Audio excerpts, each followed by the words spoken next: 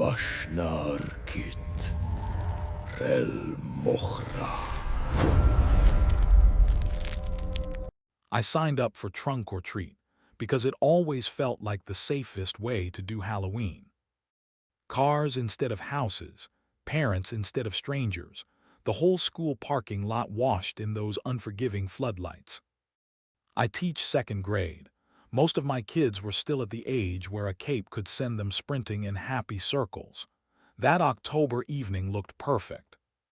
Orange string lights draped across minivans, the smell of kettle corn, trunks propped open and decorated like little movie sets. Parents lined up bumper to bumper, bowls of candy ready. I checked my volunteer list, clipped on my badge, tried to remember which parents had peanut-free options. Everything about the night said safe, familiar, ordinary. The first time I noticed the man, he was just another adult hovering near the ring toss. Tan jacket, baseball cap, no costume, no name tag. Not unheard of. He didn't talk to any grown-ups, just stayed close to clusters of kids, smiling that vague, trying to blend in smile. I decided he was probably a shy dad, maybe divorced, not sure how to mingle. But I kept spotting him, at the craft table, near the cupcake station, next to the hay bale photo booth, always at the fringe of little groups close enough to hear, never close enough to join. I watched him gently steer a girl away from the candy line. "Your dad's right over here," he said. It wouldn't have sounded wrong if I hadn't seen her face, uncertain, hesitant. I recognized her from the room next to mine. "Hey, sweetheart," I called, walking over. "Where's your mom?" She pointed toward the stage, where her mother was pouring cider. The man shifted so his shoulder slid between us, still smiling like we were all mid-conversation. "Thanks for helping," I said, light but firm. "We've got it from here." He nodded, polite, and drifted off. For a few minutes I told myself it was nothing. Kids wander, adults get mixed up. But every time I relaxed, that tan jacket appeared again at the edge of another cluster of children. I pressed my walkie. "Andrea to Station 1. Can you keep an eye out for a man in a tan jacket, ball cap, no name tag?" "Copy," our office manager said. "Want me to come over?" "Not yet, just watch him." He had a pattern. He listened for names and repeated them back casually. "Evan Wright," or "You dropped this, buddy." He used overheard details like keys, tiny pieces of familiarity to unlock trust. My stomach tightened with that cold, certain feeling that this wasn't just social awkwardness. It was practiced. I shadowed him for 10 minutes. He never approached another adult. Every time I drew closer, he angled toward the far row of the parking lot, where the floodlights didn't quite reach. I saw him gesture to 2 boys and step toward the shadows. "Hey boys, stay where I can see you," I called, cutting the angle. Then to him, "Do you need help finding someone?" He gave me a pleasant, puzzled look. "They're mine," he said. "Which class?" I asked. "Room 4. We don't number classrooms, we use teacher names." "Right," I said evenly. "Let's make sure they get checked out through the front." He smiled like he hadn't heard and kept walking. "Copy," I said softly into the walkie. "We're doing wristband checks now. Quietly, please." Within seconds, our principal was on the radio, calling the school resource officer. I signaled another teacher to swing wide and circle in from the opposite side of the lot. The usual trunk or treat noise, kids laughing, parents chatting, covered the tension, but my focus narrowed to one thing: his route, the way he kept drifting toward the shadowed overflow. "Sir," I said, stepping beside him, blocking that dark gap, "we'll need you to stay where it's lit." He turned just enough for me to see his eyes under the brim, flat, unbothered. "They're mine," he said again. "Then they can walk over here and tell us that." He didn't. He pivoted and headed straight for the space between 2 SUVs, the darkest cut in the row. That's when I heard the distant siren and saw the red-blue wash flicker across chrome bumpers. 2 officers walked in, calm and steady. One of them, Officer Salazar, also volunteered in our reading program. She spoke like she would to any anxious parent. "Evening, sir. You here with us tonight?" "Just picking up my boys," he said. "Great," she smiled. "Which family? They're around, I'll find them." "Let's look together," she offered. He hesitated, then tried to slip through the gap between the SUVs. A dad nearby stepped forward, blocking the space without a word. The second officer mirrored him, patient but firm. The man stopped. His expression didn't change. I finally exhaled. 20 feet away, kids still laughed and parents still handed out candy. Normal life went on while, in that slice of darkness, a stranger quietly let his act die. Salazar's voice stayed gentle. "Can you point out your kids for me?" He scanned the crowd, clearly realizing there was no answer he could give. "They're around," he repeated. "Okay," she said. "Let's talk over here." They moved toward the edge of the lot. He handed over an ID from a county several miles away. I caught fragments: prior contact, no custody record, verify statements. I walked the rows, checking with parents. No one recognized him. None of the kids he'd spoken to belonged to him. We shut the event down early. Parents left with their children pressed closer than usual. When the last car pulled away, the lot felt too big, too empty. Later, the principal told us the police hadn't arrested him. Just questions, documentation, release. Prior contact in another district, the officer had said. That phrase sat in my head like a stone. It didn't mean safe. It meant almost. We changed everything after that. Matching wristbands for every parent and child. A checkout list with names, times, and car descriptions. 2 volunteers on the exit, 1 stationed at the overflow lot. No exceptions. I don't replay the flashing lights or the officers' voices as much as I remember small things. The shine on the cuff of his jacket as it brushed past kids who trusted too quickly. The way he hovered just outside of touch, hands open, pretending to help. Last year we added a light tower that floods the overflow row like a stage. It ruins photos, but I don't care. I'd rather have ugly pictures than a missing child. When parents grumble about wristbands or longer sign-out lines, I smile and say it's about safety. I don't add that the rules came from one night that showed me how thin safety really is. Halloween is supposed to be about pretending, monsters, masks, harmless scares. That night reminded me that real danger doesn't wear costumes. It wears a dad's smile and waits for you to stop paying attention. Every year now, when the kids scatter in their costumes, I check the gate myself. I test the lock. I make sure the volunteers know their zones and the radios actually work. And whenever I hear someone in the crowd say, "Right over here," I still look up, every single time. Because once you've heard the sound of danger wrapped in something ordinary, you don't forget it. Halloween feels different when you're on shift. Early calls are easy, costume rashes, too much candy, maybe a twisted ankle. Later come the drunk drivers, the party's gone wrong. By the time the radio crackled that night, it sounded routine. Possible allergic reaction, pediatric, mild distress. Rain had thinned to mist, turning the streetlights into soft halos. I sat in the passenger seat, gloves ready, watching plastic pumpkins and porch lights smear by as my partner Richie drove. We pulled up to a blue 2-story with fake cobwebs drooping on the porch. A mom met us at the door, phone in one hand. "He's throwing up," she said. "He said his tongue feels funny." 9-year-old boy on the couch, Spider-Man pajamas under a robe, pale but awake. A plastic bowl sat beside him, half full of vomit. Next to it was a small clear zip bag labeled in Sharpie, "Happy Halloween." Be safe. Inside were 2 gummies dusted with powder that looked like sugar, except it clumped unevenly along the creases. "Where'd you get these?" I asked.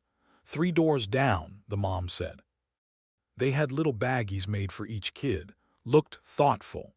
His vitals were off, sluggish pulse, low but not tanking. It didn't line up with an allergy. It felt like something else. We started fluids and loaded him up.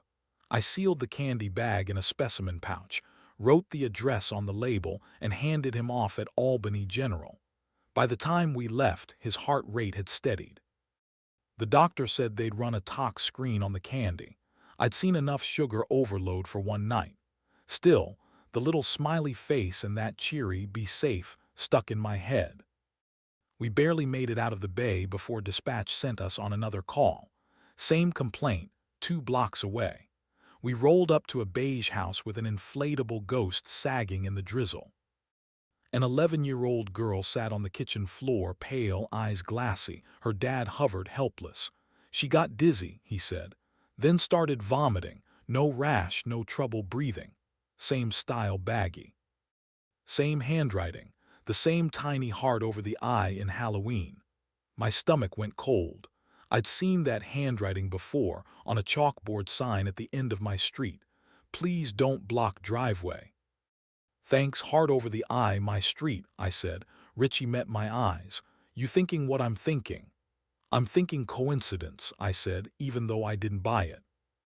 We stabilized the girl and called for PD to back us up. 10 minutes later, the hospital called. Trace amounts of a sedative in the first candy sample. It felt like a switch flipped inside me. My pulse jumped. "Guess who lives 3 houses down from me?" I said. Richie looked up from the chart. "No way." The next dispatch confirmed it. Officers on my street requesting EMS standby for a candy tampering investigation. We turned the corner with the siren off. My neighbor stood on his porch in a bathrobe and slippers, coffee mug in hand, like he just stepped out to water the plants. 2 officers were talking to him. A third held up a zip bag inside an evidence pouch. When she saw me, she mouthed, "Same." He smiled over at me like it was any other evening. "Hey, man. Big night for you guys, huh?" "Yeah," I said carefully. "I was trying to help," he told the officer. "Kids eat too much sugar, they get sick. I figured I'd give them something that calms them down." "Did you make these yourself?" she asked. "Just gummies," he said, cheerful. "Little crushed sleeping aid, nothing dangerous. Keeps them from puking in the street." Richie muttered, "Jesus," under his breath. The officer opened a cardboard box from the porch, dozens of identical zip packs. When she split one open, a faint medicinal smell drifted out. Powder clung to the plastic like frost. Another bag held a broken, scored white pill, generic sedative imprint still visible. He licked sugar off his fingertip before anyone could stop him.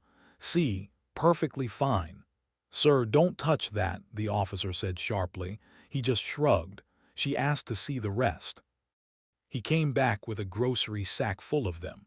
More pill fragments at the bottom. She sealed it up without another word. "My wife thought it was cute," he said, nodding toward the dark interior of the house. "We made the labels together." They cuffed him. No shouting, no fight. He even joked, "You're overreacting." We stayed on standby, protocol more than necessity. Richie leaned close. "That the guy who lent you a ladder last spring?" "Yeah." He seemed normal. "Yeah." Over the next hour, 3 more families came in or called, parents who'd found the same baggies once they saw all the lights on our street.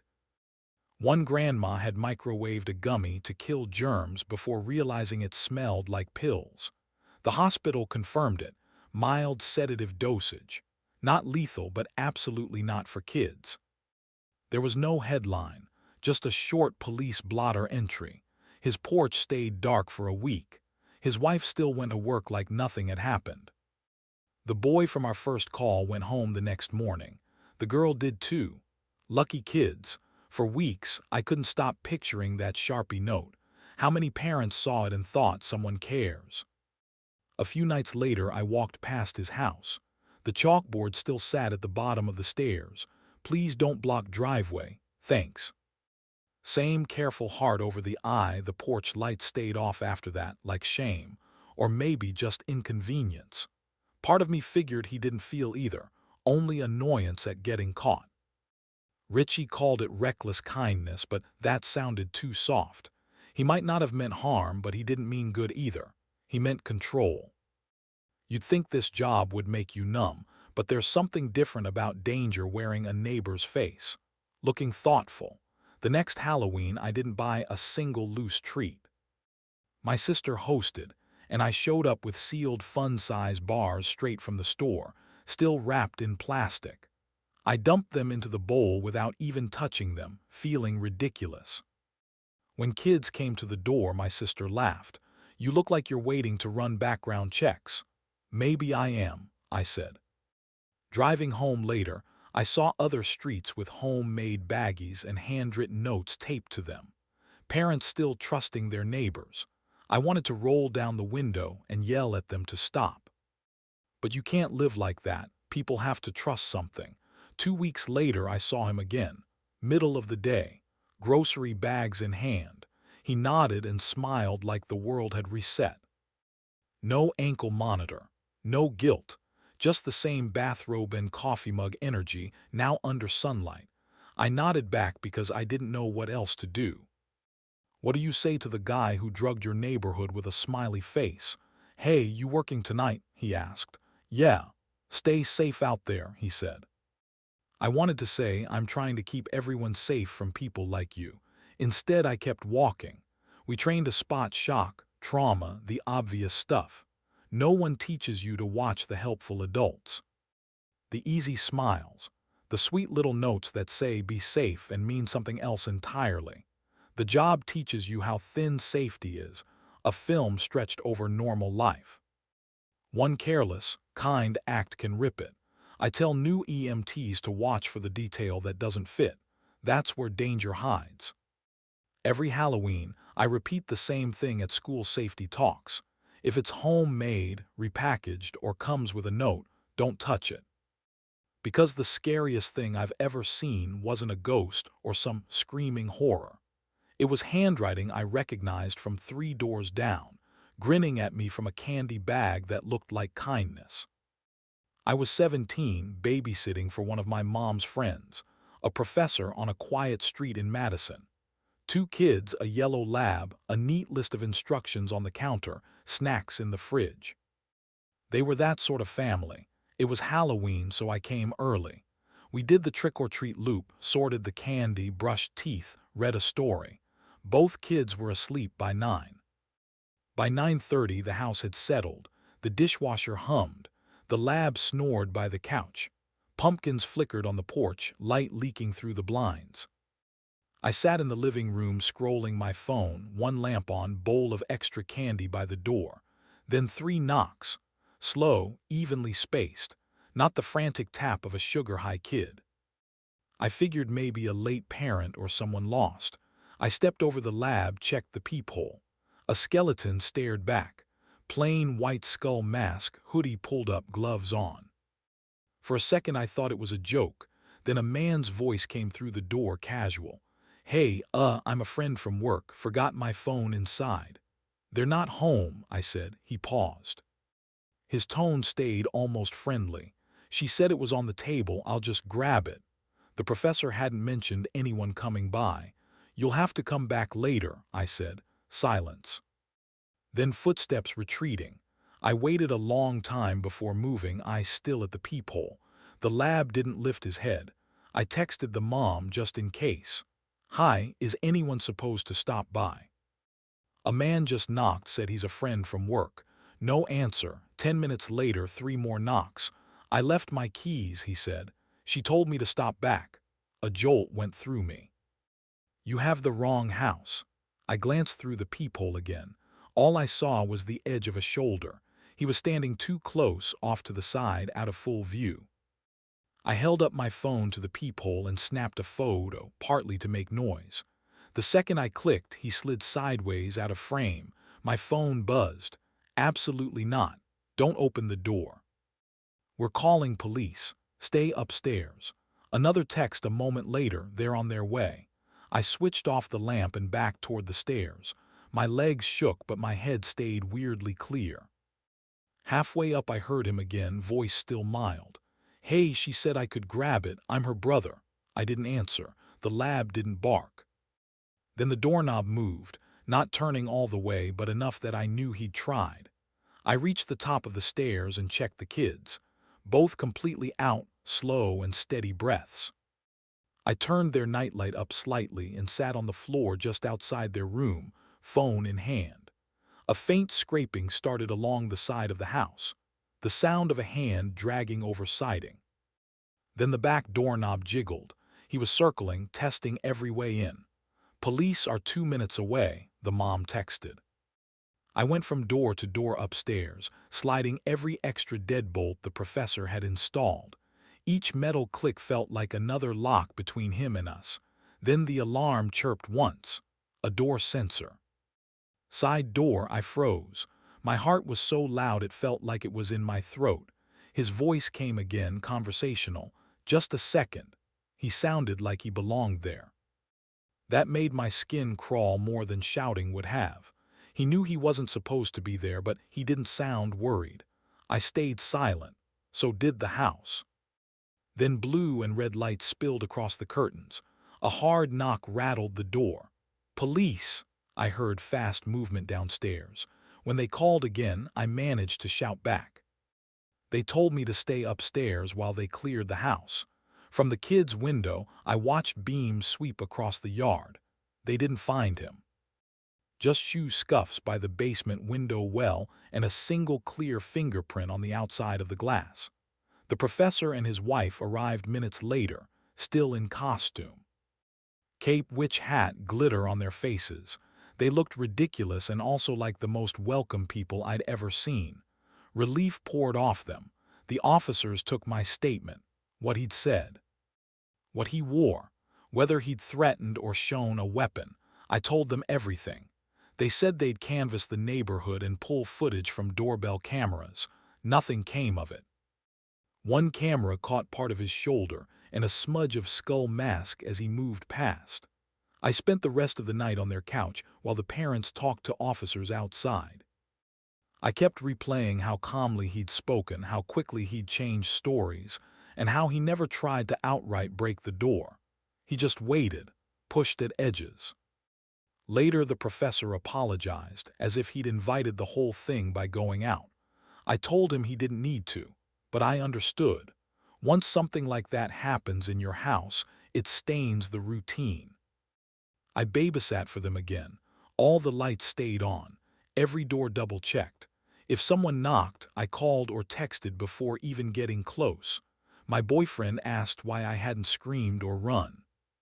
The truth is, when you're responsible for 2 sleeping kids, you don't let fear drive. You start doing math, how many locks, which exits, how to keep things quiet so you don't wake them up terrified. Police said it might have been someone testing random houses, looking for an easy in. I don't believe that.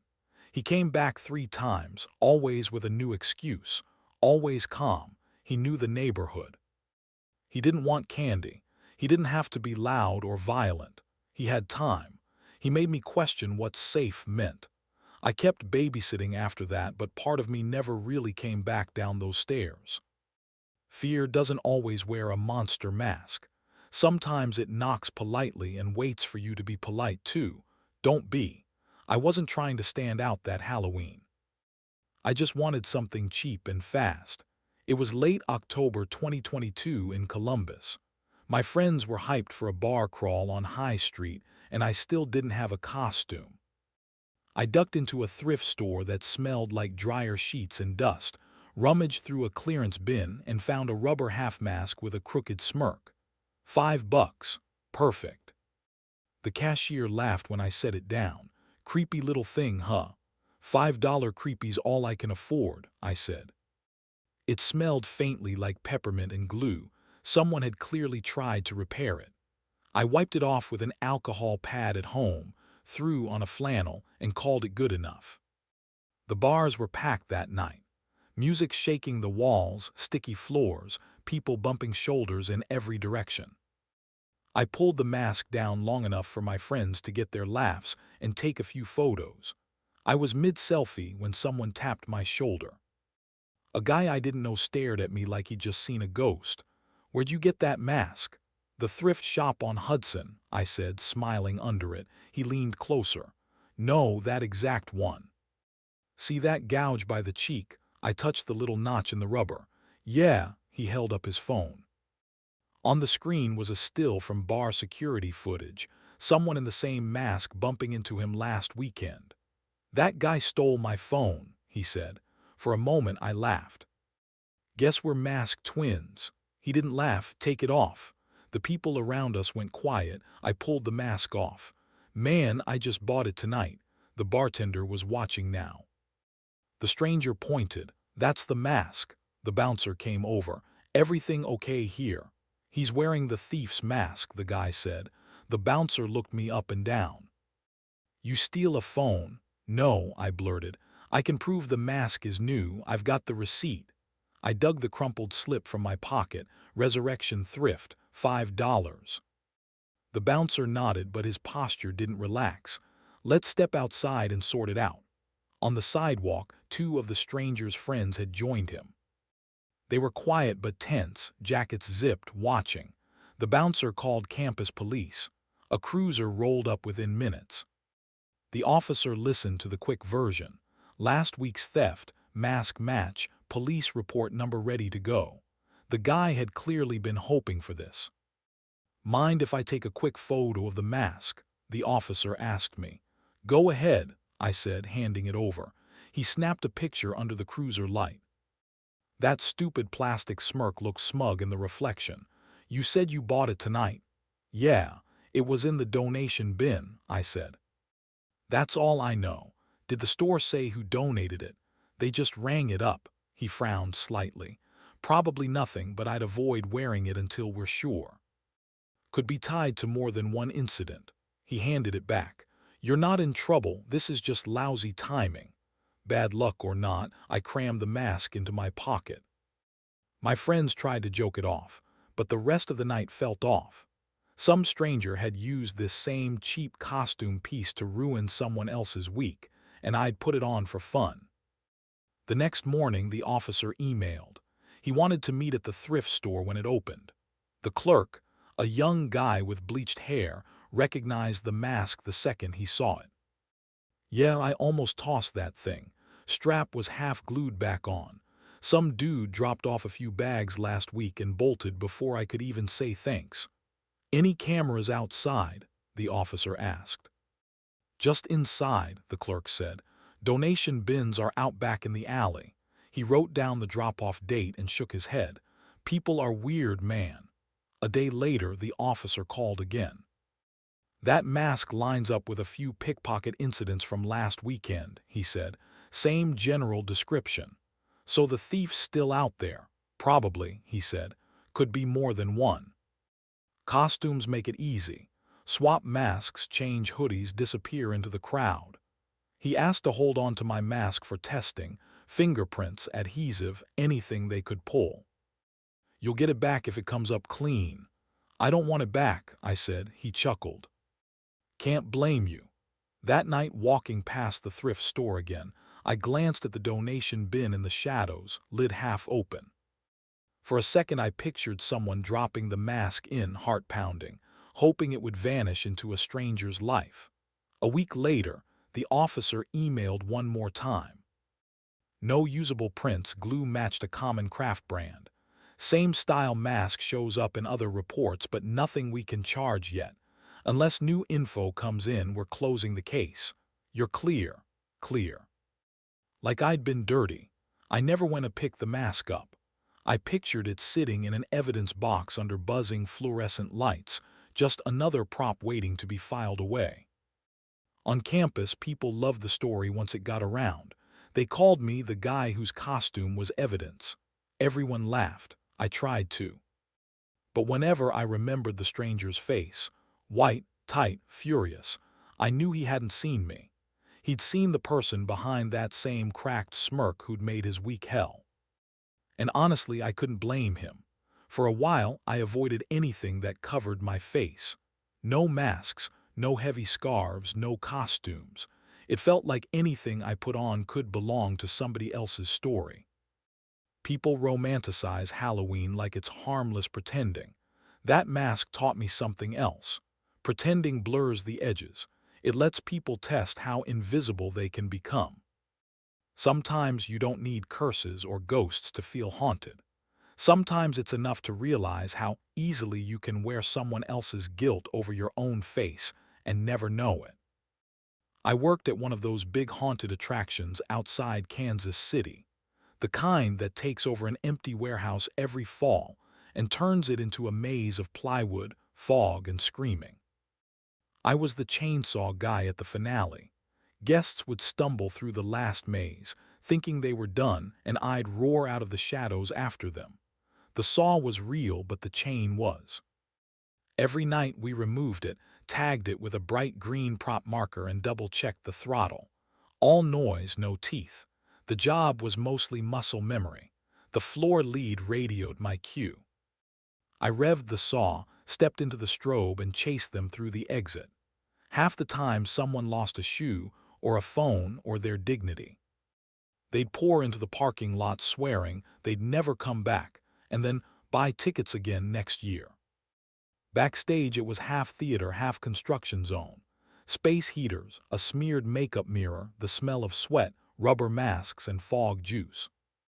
Before every shift we held a safety meeting, tag checks, first aid station reminders, fire exits. Scaring people safely takes planning. That October night started like any other. We opened at 7. Early groups were families, nervous teens, lots of giggles. I'd been doing the gag long enough to sync my rev to their screams. Around 8:30, during a lull, I noticed something off. The butcher in the room before mine, the one my friend Gabe normally worked, sounded different. We used prop chainsaws too, but this one had a deeper growl that cut right through the walls. A prop saw rattles. This one snarled. I peered through a slit in the wall. There was a new guy in Gabe's apron, taller. He swung his saw in big arcs. No bright safety tag on the handle. Under the strobe, I caught the glint of an old chain. I pressed my radio. "Do we have a sub on butcher tonight?" "Negative," the floor lead said. "Gabe's on smoke break." "Who's in there?" "No idea," I said. "Saw looks real, no tag." "Confirm tag," he said, his voice going flat. I looked again. Nothing but bare handle and chain. When he revved, I saw tiny sparks as the bar kissed plywood. "Confirmed," I said. "No tag." There was a long second of silence on the radio. "Hold your cue next cycle," the lead said. "We're pausing the line." That meant freeze. Actors stay in place, guests get shuffled to safe spots, and we sort things out without dropping the illusion completely. The next group came through.